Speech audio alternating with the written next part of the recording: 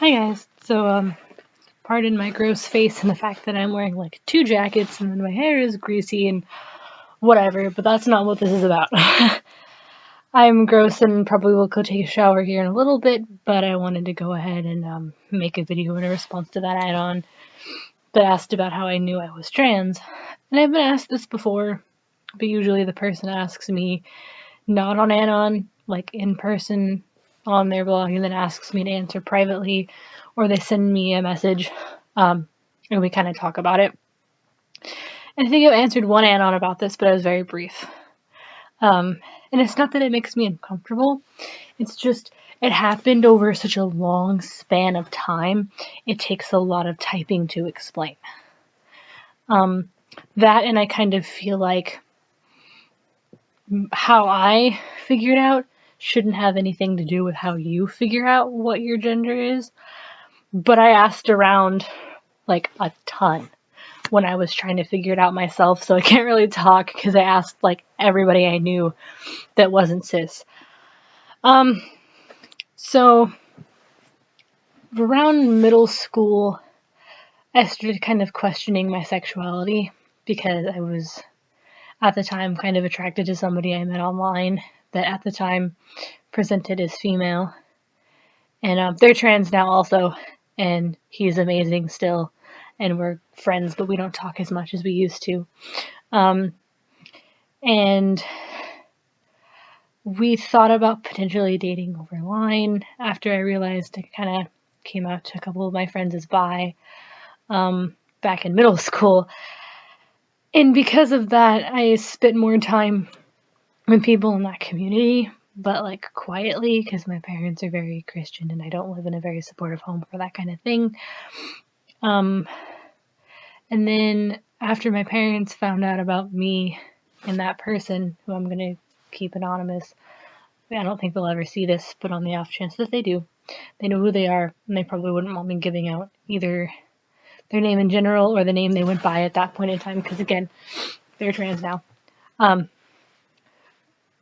But I spent more time with people in that community and slowly started to get more involved in it. And then my parents found out, I got grounded, and I told them that I didn't actually like girls, and that was a lie. So after that point in my life, spending more time with people in that community, I kind of realized that a lot of people that I hung out with didn't really identify as whatever gender they were born as. And I got introduced, about the time I started dating my current significant other, to what was called gender fluid. So I did a lot of cons, and I went to a lot of things. I did cosplay and dressed up as boys to cons a lot, mostly just because I was not comfortable with wearing skirts and tiny shorts and things. And I was mostly into anime at the time, and you know how anime girls are, boobs and teeny tiny skirts and stuff, and I just kind of didn't feel comfortable with showing off my body like that. This is early high school. And so because I got exposed to more people that were either trans or gender fluid, I was like, well, I don't always feel like a girl. And I started to cut my hair short because I liked the way it looked. And I wear pants most of the time anyway, pants and a t-shirt. Don't really wear dresses unless I kind of feel like being girly. And so I was like, I'm gender fluid. Cool, whatever. And I was gender fluid for several years. And then one day, I just kind of was trying to figure out a name, because I had like 3 names. I had my birth name as my female name, a gender neutral name, and then a masculine name. And it was getting really confusing for a lot of my friends, because I'd be like, I'm this today, and they'd get confused with it. So basically what we did is we're like, okay, well, we'll default to the neutral name, which was Morgan, and it stuck. It stuck really well, and I liked it a lot. It fit better than my masculine name at the time. I just kind of felt like it was nice and neutral, and I liked it. And then as that stuck some more, I started defaulting more towards he. So I felt more comfortable when people said he, him, or addressed me as a boy. And I didn't really know why. It just felt more like me than they, them, or she, her, or whatever. And I was still okay with they, them, but slowly over time, she, her kind of actually physically made me uncomfortable. If I heard it, it made me feel kind of sick, almost. Not like I'm gonna throw up sick, but you know that knot you get in your stomach when you're kind of nervous, but not like super anxious. You're just kind of like, ugh, for a couple seconds. That feeling, that's what it was.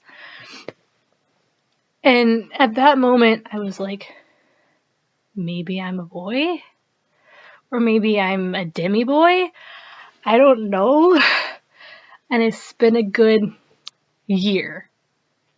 Asking around, posting about it, telling people to default to he, him, because that's what made me comfortable. Asked all of my trans friends how they knew, and they were like, you just sort of know. Whatever makes you feel comfortable, you just know. And I kind of felt like I didn't fit the stereotype because I still like to wear dresses. I still like pink, kind of. Not like super bright pink, but I like pink occasionally. I like girly things. And I like cosplaying girls sometimes. And I like doing my makeup and my hair and wearing a dress and feeling pretty. And when I talked to one of my trans friends about it, they were like, there's nothing wrong with that. You can be the manliest of men and wear a bright pink dress and paint your nails. It doesn't matter. You are what makes you comfortable. You are what you identify as. You are your label, and no one can take that away from you. So I thought about it for a while. And I was like, yeah, I'm a boy. I can be whatever I want. I'm a boy. And that's how I identify. I still go by Morgan, even though that's not the masculine name that I had picked out, just because it stuck better. I go he, him. Mo is the nickname that a couple of my friends thought of. And when I had a couple of my Tumblr friends, I told them about it. They liked it, and it just kind of stuck, kind of like the Morgan thing did. And so it's kind of stuck around. It's kind of almost become my online alias, because in person I mostly go by Morgan, even with people that don't know that I'm trans, that just think I'm a girl, because I can say, hey, it's a nickname, and they buy it, because it's neutral. So I can go by that, because at work I'm not out. But I just sort of knew after a little while, and that's what made me comfortable, so that's what I identified with. Whatever makes you comfortable is whatever makes you comfortable, and don't feel pressured to put a label on it. I like my labels because my labels make me feel validated. Not everybody likes labels. I just kind of feel like my labels not only validate me, like I kind of said, but you think about it and you go, there's a word for it? There's a word for it! And so you just kind of stick with that word because you didn't know how to explain what you felt. I would definitely do a lot of research, spend a lot of time figuring out what labels and what definitions fit you, ask around as much as you want, but don't feel pressured to put a label on it. Don't feel pressured into one gender or another, or one label or another, whether it's sexuality or gender. Do what makes you feel comfortable. And labels can change. Mine's changed like 3-4 times. Just in my gender, and my sexuality has changed I don't know how many times. And only recently has my romantic orientation also changed. So, like, it's kind of up to you. And I know it's hard because you think about it and you're like, well, I don't really know. It's okay to not know.